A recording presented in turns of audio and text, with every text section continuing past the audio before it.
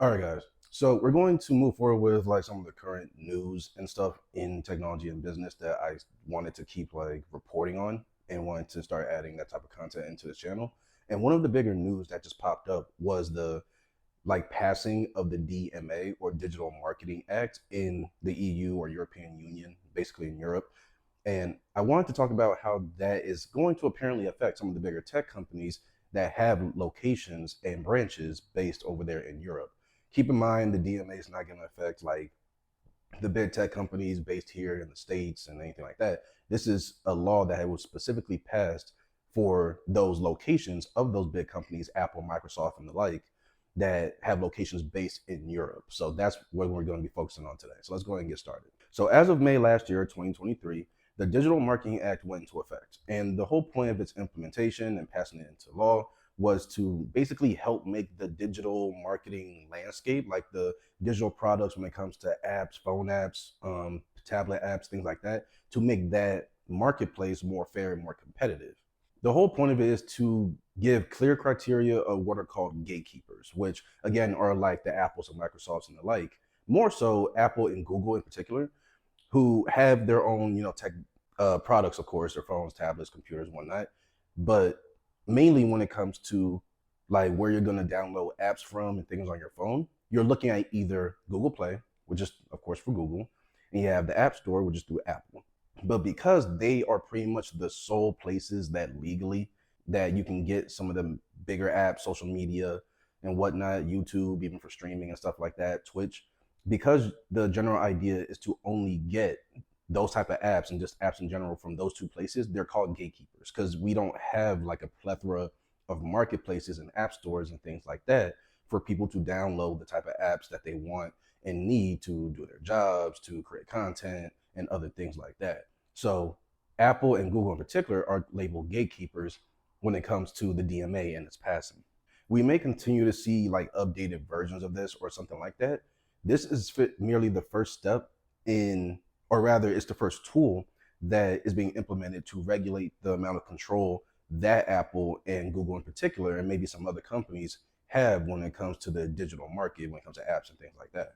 So before we move forward, let's define what a gatekeeper is by the criteria set by the DMA.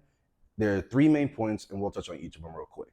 First, the company in question needs to have a strong market presence based in multiple EU or European countries. In other words, at least based in Europe, but in general, really.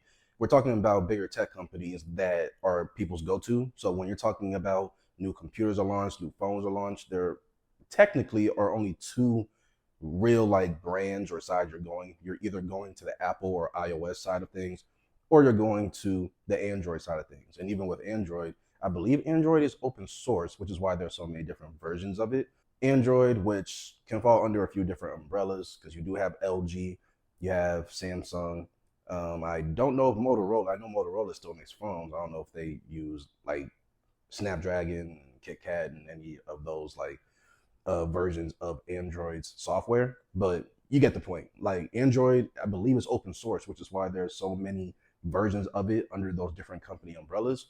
Whereas Apple software is proprietary to them and them only. They don't like license it out or anything to anybody else.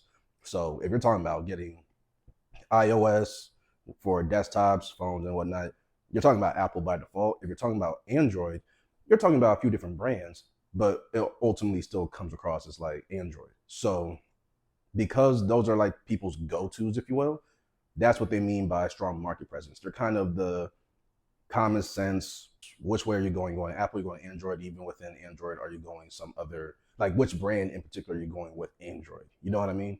There are very few third parties that play a role in that type of debate. Number two, they need to be a strong intermediate entity. In other words, they have to be a middleman. They have to be the type of company that connects us, like consumers, the customers, to other large companies and their products in the process. Hence the Google Play Store and the App Store for Apple, because these different companies are independent companies that are creating these apps, games, and whatnot that we're playing, but they have to use either the Google Play Store or the App Store to actually make their product available. Otherwise, no one's going to use it, and it's pretty much pointless at that point. And assuming that those first two steps or criteria are met, the third criteria is that the company is durable. In other words, it's long lasting. It needs to have been around for a minimum for 3 years by the DMA standards, but the longer it's been around, the better. And if you know Apple, Microsoft, Google, and those type of companies, they've been around for a very long time. So to get to the gist of the video, I wanted to go over how the DMA in this implementation as of last year and is going to continue to evolve over time. I want to talk about how that's going to affect these bigger companies like Apple and the like. So again, the two main companies that we're looking at are Apple and Google. And when it comes to them being gatekeepers, one of the key details that makes them gatekeepers is that they provide what's called core platform services. You can kind of consider this their own like proprietary stuff. Like, Google has its own web browser, just like Apple has its own web browser. They both have their own app stores and stuff like that for music and all this other stuff.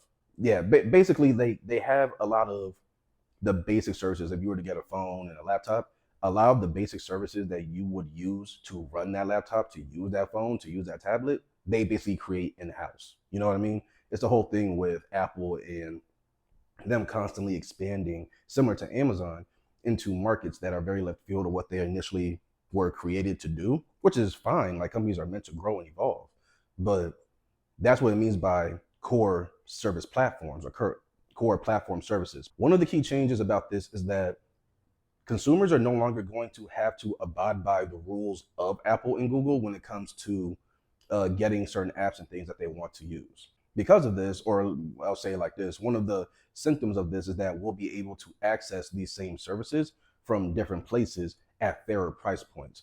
Plus, those companies that create their own games and other different type of apps that they want people to use, they no longer have to abide by the rules set by Apple and Google in particular when it comes to loading and making their apps available on their stores. Now, one of the downsides, primarily like how it's going to impact those bigger companies, those gatekeepers, the DMA allows people to delete bloatware from their devices. For those who don't know, bloatware, like I kind of just said with Apple in particular, they already have those stock apps and things that already come with the phone.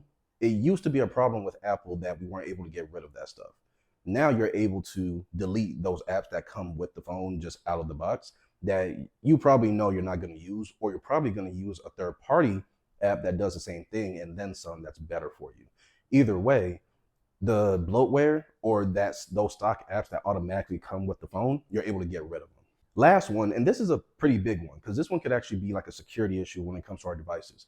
But with the implementation of the DMA, Apple and Google have to start allowing their customers to sideload their apps onto their devices. When you're saying sideload, you're talking about downloading the apps from places that aren't authorized by Apple or Google. So if you're using an Apple device, you're supposed to get the apps and things from the App Store.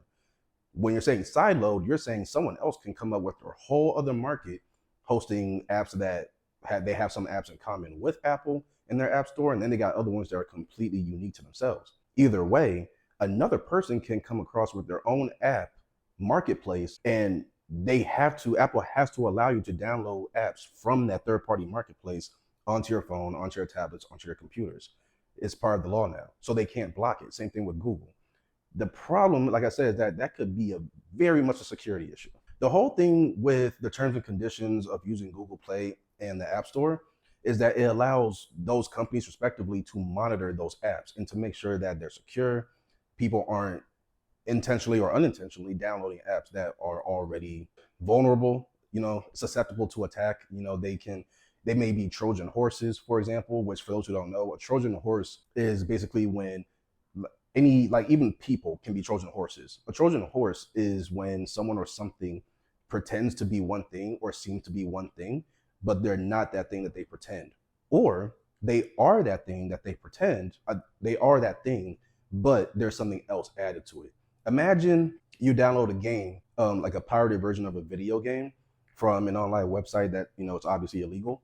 And you play the game, it's like, okay, cool, this works. Like, I got it for free. This game for only $60, $70. These days you get video games as much as $100 these days. It's crazy. But you know what I'm saying? You can avoid that price tag. You're like, oh wow, it's actually working, and everything that my friends told me about is working well, and and it's so seamless, whether you're playing it on TV, whether you're playing on your PC, your monitor. Either way, like, everything's fine. Until you find out that at some point, maybe some of your banking information was stolen when you logged in on your computer. Maybe it's been tracking some of like your keys when you type in passwords and things, key logging, and now someone has credentials into your social media accounts. If you still use Facebook, primarily Twitter or X, Instagram, Poshmark, and the like, right? So the Trojan horse, the game, it still was functioning the way it was advertised to function. The problem is that it had a little something extra in the background that you weren't supposed to know about. And those are the type of things that the Google Store and App Store are used to avoid, because when they monitor those apps and when they double check like the code and everything like that and make sure that there are no vulnerabilities that can be exploited, not only that'll harm the manufacturer, the creator of that product, it won't harm Apple, but most importantly, at least business wise, it won't harm us, the consumers. So it clears everything up. But now that they have to allow people to sideload those apps from third parties that they can't monitor, they can't track anything, they can't check the code, none of that, they just have to let it fly. That can be a big security issue. Again, a lot of people's payment information on their cards. I use Apple Pay, Google Pay, Amazon Pay is a thing now. I didn't even know that. All these different pay services. If you use it on your phone, people might steal your money. If you have Apple Cash, they may steal your money straight out of your phone. Again, they may access some of your social media credentials. They may take your banking credentials. A lot of that stuff, because Apple and Google and those devices, when it comes to Android, they can't worry about and monitor apps that don't come from their stores. That's why they have their own marketplaces for it. So good and bad, depending on how you look at it. If you are more of a engineer, developer that creates your own apps and things, you may like this news, even though it can be risky for you as well as for consumers. If you're a consumer, frankly, I don't know if this is going to make a big difference to people over there in the EU. I'm here in the States, so it's not going to affect me at all. But I can't imagine too many people would go out of their way to use a third-party marketplace to get apps that more times than not are probably going to be available on Google Play or the App Store. It'll be more secure that way because those companies have to check it. At the same time, there's money differences. The developers of the apps and things will be able to walk away with more money. The rules will be more lenient, things like that. There is an element of unfairness when it comes to using Apple and Google's marketplaces to push your product. So pros and cons, like everything else. But that's a general idea. If you guys have an idea or wonder how this is going to affect primarily Apple and Google, maybe some other companies that I'm not keeping in mind, go ahead and let me know in the comment section below. I'll see you guys in the next one. Later.